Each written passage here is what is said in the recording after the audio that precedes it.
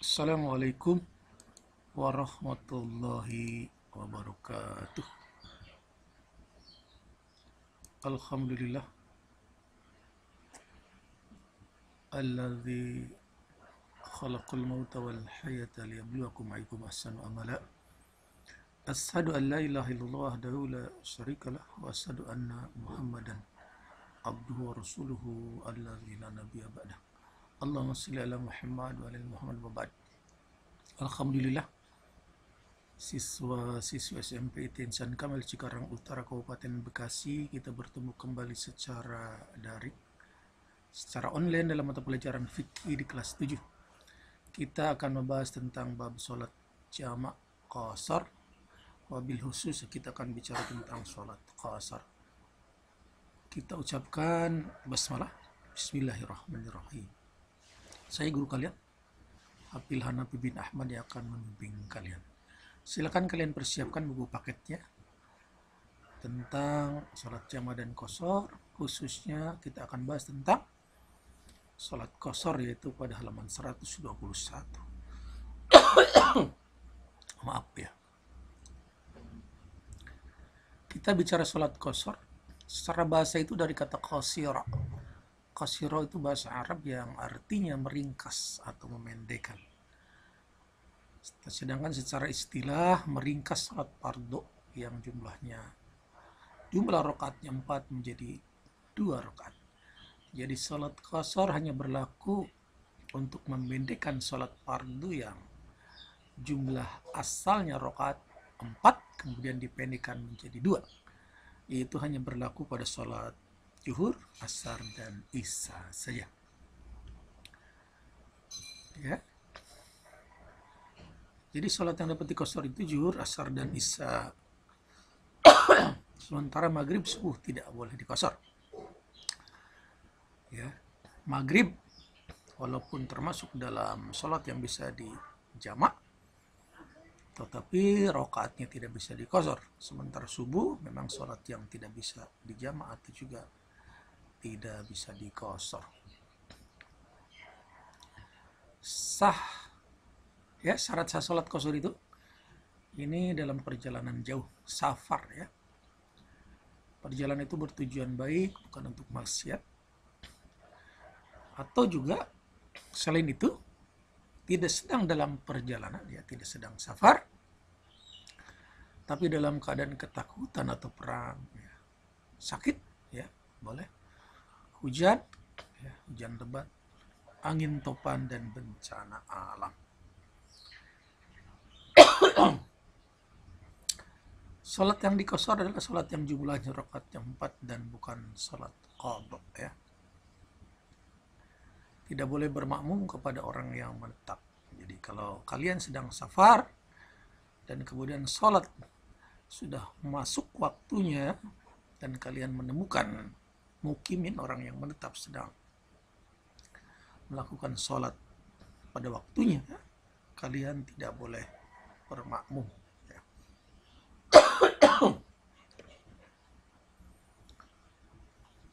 Kemudian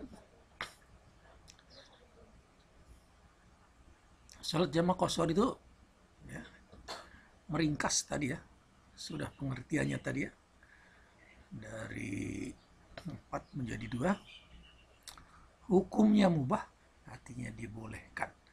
Artinya ini bersifat option ya, bersifat pilihan. Boleh dilakukan, boleh tidak jika kalian sedang dalam safar. Ya. Kemudian dalilnya itu surat An-Nisa ayat 101 ya. Juga ada dari hadis riwayat Muslim dari jalur riwayat Abu Hurairah. Jadi di dalam surat An-Nisa ayat 101 itu dinyatakan bahwa apabila kamu bepergian di bumi, maka tidaklah berdosa kamu mengqasar sholat, memendekkan ya. Jadi kalau mengqasar itu, kalau menjamak kan hanya mengumpulkan waktunya, ya. Kalau mengqasar, gitu kan, hanya memendekkan saja, tetapi waktunya tidak dikumpulkan. Tapi nanti ada aturan bagaimana jamak dan qashar disatukan, artinya dikumpulkan waktunya dan juga sholatnya dipendekkan untuk sholat-sholat yang jumlah rakaatnya 4. Bahwa rukso sholat jamaah dan qashar itu merupakan sedekah dari Allah ya. Ini dalil dari hadis Nabi riwayat Muslim ya, dari jalur periwayatan Abu Hurairah.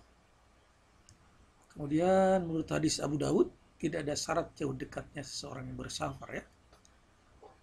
Jadi untuk orang bersafar itu berapa jauhnya ya, orang yang bersafar untuk melakukan sholat qashar ya. Tapi ini riwayat ini tidak jumhur ya, artinya tidak diakui secara mayoritas oleh ulama gitu. Sementara yang lebih jumhur adalah mensyaratkan batas minimal jarak perjalanan sehingga bisa melaksanakan sholat jamaah atau qashar. Berapa jarak minimal untuk melakukan jamak dan qashar? Ulama merumuskan sebagai berikut ya. Menurut Imam As-Syafi'i dan Imam Malik itu batasnya minimal jarak untuk menegakkan sholat qashar itu adalah 2 marhalah ya. Satu marhalah itu ya adalah 48 mil bagi 2 ya. Berarti 24 mil ya. Atau kalau dalam kilometer itu 77,28 kilometer. Ini yang jumhur ya, terutama di Indonesia menggunakan pendapat ini ya, sekitar 77,28 km. Sementara menurut Imam Abu Hanifah, batas minimal untuk melaksanakan sholat qashar itu 3 marhalah. Jadi 3 kali 24 km, 3 kali 24 mil atau 72 mil atau 115,19 km atau sekitar 24 parsah. Satu parsah itu 5,541 meter.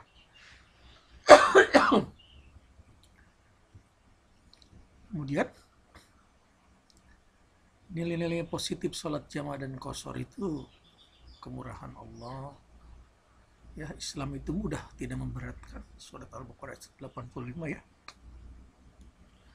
Yuridullahu bikumul yusra wa la yuridu bikumul usra. Kemudian menunjukkan tanggung jawab harus dikerjakan seberat apapun.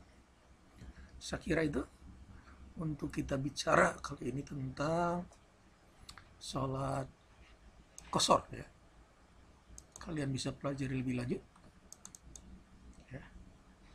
Silahkan dibuka kembali buku paketnya agar bisa lebih luas dalam pemahamannya. Kita ucapkan hamdalah. Alhamdulillah ya Rabbil Alamin. Assalamualaikum warahmatullahi wabarakatuh.